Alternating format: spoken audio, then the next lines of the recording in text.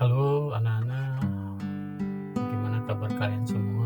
Bu Guru harap kalian dalam keadaan sehat selalu ya. Hari ini kita akan melanjutkan topik tentang isu lingkungan dan lebih spesifik terkait perubahan iklim.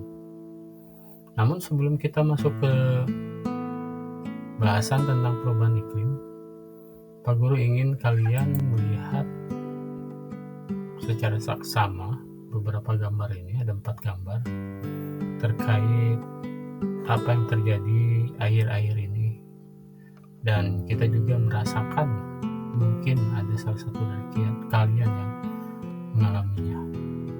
Bagaimana menurut kalian? Apa pendapat kalian mengenai gambar ini?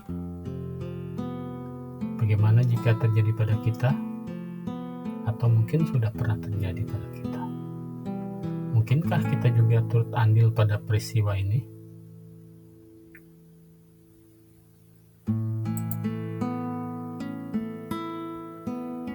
Nah, ada satu video yang kalian nanti bisa lihat terkait bagaimana fashion memberi dampak terhadap emisi gas rumah kaca, terutama karbon dioksida. Yang tentunya karbon dioksida inilah yang juga menyebabkan pemanasan global.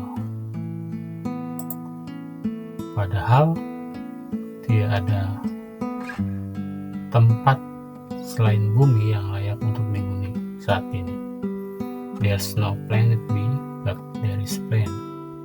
Tidak ada planet B, tapi ada rencana yang bisa membuat kita menjadikan bumi menjadi tempat yang layak untuk ditinggali bagi anak cucu kita. Nah, ini adalah tujuan pembelajaran dari pertemuan kita pada pagi hari ini. Yang pertama adalah mengetahui definisi pemanasan global, membedakan antara pemanasan global dan perubahan iklim, menjelaskan penyebab pemanasan global, mengidentifikasi jenis-jenis gas rumah kaca, menjelaskan dampak perubahan iklim, dan mengetahui upaya adaptasi dan mitigasi dari perubahan iklim.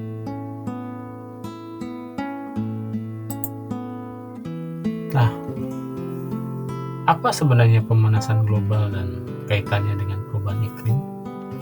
Pemanasan global adalah peningkatan suhu rata-rata atmosfer, laut, dan darat karena peningkatan konsentrasi gas rumah kaca.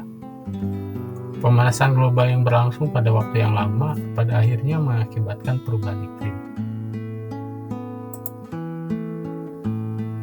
Nah, lantas apa itu gas rumah kaca?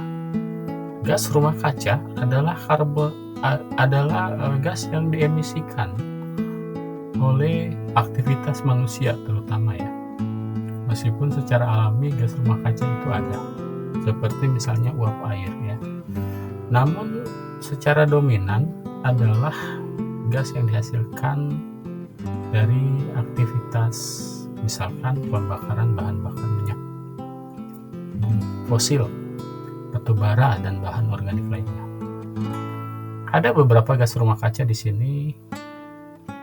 Di antaranya adalah metana, karbon dioksida, nitrogen monoksida, klorofluorokarbon, nitrogen dioksida, dan belerang dioksida atau SO2.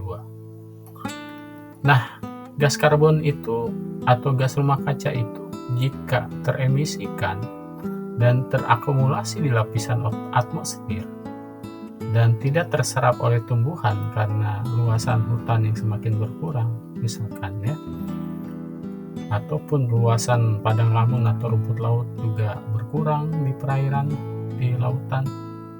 Sementara paparan panas matahari terutama radiasi inframerah tak bisa terpantul keluar karena karena tertahan lapisan gas rumah kaca yang menebal di lapisan udara. Itulah yang menyebabkan suhu bumi terus naik. Nah, kenaikan inilah akibat tadi, efek rumah kaca, ya. Efek rumah kaca inilah juga yang sering dikaitkan dengan perubahan iklim dan disebut sebagai penyebab dari meningkatnya suhu bumi atau pemanasan global. Nah, ini adalah sumber gas rumah kaca atau aktivitas apa yang menyebabkan atau menyumbang gas rumah kaca. Ada aktivitas sektor energi yang paling besar seperti listrik, ya. Listrik di Indonesia masih didominasi oleh bahan bakar fosil, ya. Jadi kita menikmati listrik di rumah kita itu dari batu bara ataupun dari minyak bumi. Nah, ini ada disusul dengan sektor pertanian, agrikultur, industri, limbah, dan alih fungsi lahan. Karenanya, kita lihat apa dampak daripada pemanasan global dan perubahan iklim. Ada beberapa contoh. Ada kekeringan, panas ekstrim, banjir besar, kebakaran hutan, penyebaran penyakit melalui vektor dan bencana lainnya.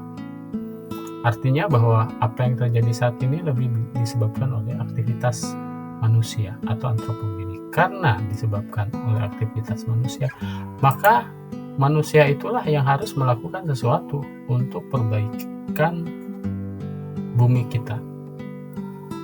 Melalui apa? Adaptasi dan mitigasi.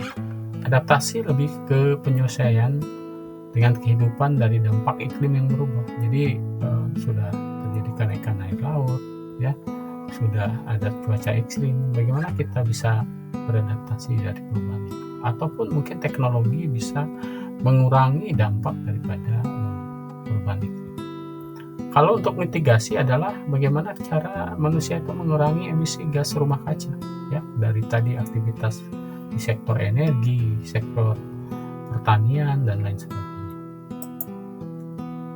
Nah, inilah beberapa cara kita melakukan adaptasi dan mitigasi. Adaptasi, misalkan kita tidak selamanya bergantung pada satu sumber karbohidrat, misalkan hanya beras saja, padahal ada sumber karbohidrat lainnya, misalkan umbi-umbian atau sagu atau umbi-umbian tadi, ya. Kemudian sumber protein, selama ini mungkin dari daging, misalkan dari daging sapi, ternyata peternakan sapi itu yang menyumbang gas metana paling besar, ya. Nah, ada juga kita program atau efisiensi energi, tidak menyalakan listrik kalau mematikan lampu, mencabut cok-cokan listrik, membeli produk lokal, menanam tanaman sebagai penangkap karbon alamiah, memakai mobil listrik, ataupun reuse, reduce, recycle. Perubahan iklim itu adalah isu semua orang, ya. Bahkan Blackpink, BTS, fans atau ARMY juga ikut peduli. Ada Coldplay di situ. Ada juga Greta Thunberg, aktivis lingkungan dari Swedia.